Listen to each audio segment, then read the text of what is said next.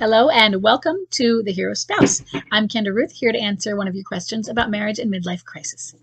And today we have an anonymous female left behind and forward-moving spouse with a bomb drop of March 11th, 2020 and a date of marriage of 2013. She has a clinging boomerang who is a high-energy replayer.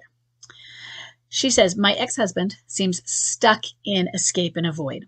I've seen signs of depression in the last year, but he partied his way out of it. In the past year, he said he realizes the alienator is manipulative. He expressed regret, and he never wanted to lose contact with me. But recently, things got worse. When he found out that I've been treated for depression, he started acting horrible, monstering and projecting and rewriting history. Again, I'm adding the again. Everything is my fault again, as if we regressed 3 years. He said things that were meant to be hurtful, as if he really, and she capitalized really, as if he really wanted to end the relationship with me and get rid of me. He's also said everyone is taking advantage of him. She is the only one who's helping him. He completely handed the steering wheel to her, and he does what she wants. He no longer objects. He's cut contact with all of his old friends. Why is he acting this way now? Is this ever going to end? I'm deeply hurt by his words, so I cut off all contact. Good, right now, that's good. The kids call him for visits, and he'll have to use a third party to communicate with me. That's good. So when you say you cut off contact, what does that mean? Does that mean that you just aren't contacting him? Or does that mean you set a boundary where you communicated, so that means you do have a contact, that you communicated the boundary with using some form of contact to get your communication through, that he is not allowed to contact you, the kids will do it on their own, and that he will have to use a third party, an intermediary for communicating with you. You can do it by example, but does he know there's a boundary, there's a rule in place now? Because that might be a really good thing, to have it that you are not allowed. He has to know, not just know by you not contacting him anymore. So that's the first question. And I asked that because you didn't say I set a no contact boundary, or even I've gone no contact. You just said you cut it off, which could just mean I stopped doing it. So why is this happening? The first thing I'm going to talk about is why it is something that I talk about regularly, and I want to point out that that's not what this is right now. One of the things I talk about is that in the end of MLC, oftentimes they return to previous stages. This is why this is not that. He hasn't gone through those other stages that are after escape and avoid to get to the point where he returns to them. He's still in escape and avoid. Yes, he's toyed with depression, liminality. But that's what you do as you transition in. You kind of dip your toe into this liminal pool. The liminal pool is like, it feels like a toxic waste pool, because that's where you go deal with your own personal toxic waste and you face it. Who wants to do that? So they look at it and they run back, and they dip and run back and dip and run back. Cycling. So this is still part of escape and avoid, and it's still cycling. And why has it suddenly gotten worse again? Sure, we have the phrase MLC gets worse before it gets better. That's axiomatic for MLC. But there's got to be a point where it doesn't, right? Yeah. So 3 years in, it can still be getting worse, 3.5 years. Or it might not still be getting worse, it just might be down there at worse. So why? First thing, something could have changed. Let's say she got pregnant. If the alienator got pregnant, he might just feel like resigned. Or there was some sort of upping the ante in her emotional blackmail and threats. Or some other challenge, like suddenly work is getting harder, or he's having more challenges at work and everything is falling apart. And she might be doing something toxic as well as positive. Or she could be simply saying, you know what? I'm the only one who gets you. I'm the only one. She could be just feeding lines to him. Who knows? This is part of cycling. And he's seen and felt the depression. Then he saw that you had it. What does that do to him first? when he saw that you've been treated for depression. Who knows? But does he blame himself? Not consciously. If you asked him that, of course not. That's just absurd. But is he figuring he ruined you? Or is him having ruined you bringing him down to his guilt, but unaware, and just creating an anger in him? So there are some different reasons that could be going on. So he's going to project it back onto you, or I'm this way because you're depressed, or this is why I can never be with you. But some of it is an unconscious, subconscious recognition that some of your depression has been created by the situation that he created. And what does that do?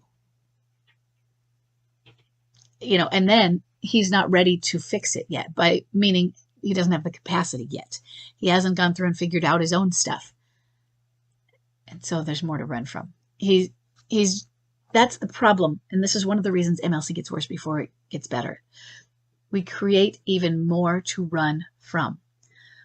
We're escaping and avoiding that liminality, the shadow, the toxic waste pool of our self, all the stuff we don't like about ourselves. Some of it's not good, but some of it's beautiful, but we gave up on it. Or we're ashamed of it. Maybe we're simply ashamed because maybe we were an artist and our dad didn't like art and told us how horrible it was and that it was for sissies. It's stuff that other people made us feel sometimes. And that we don't want to face that toxic pool. And now they are doing more things to go into the toxic pool of sin. And I don't like to call it just a sin pool, because that you're an artist is beautiful. It's not all sins. Some of it is sinful stuff. Things where you're separating yourself from who you know to be your core self, your values. So religiously, they say one of the definitions of sin is separation from God. And so it's not always, I did a bad thing, but maybe the bad actions are because you have separated yourself. Now, let's reframe sin a little bit and say separation from self. And when I say self, I don't mean I don't know who I am in the identity crisis, but I mean the core values that you know you have and going against them. Separating yourself from what you know is who you really are. And then doubling down on that sometimes, the resistance to it. And it's hard to face other people that are judgmental. But separating from self, from doing what yourself says is negative. Now you're judging yourself. It's even harder. So MLC gets worse before it gets better because they just pile more. The MLC behaviors piles more stuff into that toxic waste pool. And he's still doing that. He's still piling more into it. And now he saw maybe this depression. I'm just guessing because there are other things. He's like, oh my God, these are the consequences of what I've done. I'm going to run again and run again and again and again. And we keep running. And she's there. You have your job. A few things. I like that you've got no contact. When you do, if you do, when you do, here are the things that you do. Think of some things just to have in your back pocket. You don't ever have to use them because I like the no contact. But I want them to know that there's an exit to the no contact if need be. So have in your back pocket some truth darts. He's said everyone is taking advantage of him. She's the only one helping him. Some of the truth dart is reminding him what he said previously. It was only 6 months ago you said she's manipulative. And that's true. She is. So it looks to me like she's manipulated you to think that she's being helpful. It's not a discussion. A truth dart is not meant for a discussion. It is something you say and then kind of walk away. You bomb them with it and go on that kind of truth dart, at least. So little things like that. Some of it is it just makes me so sad that you are allowing somebody else to have taken control over your life.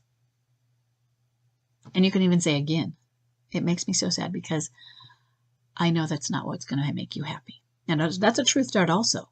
But it wasn't like bomb and leave because you're saying something snarky or that's a little more confrontational.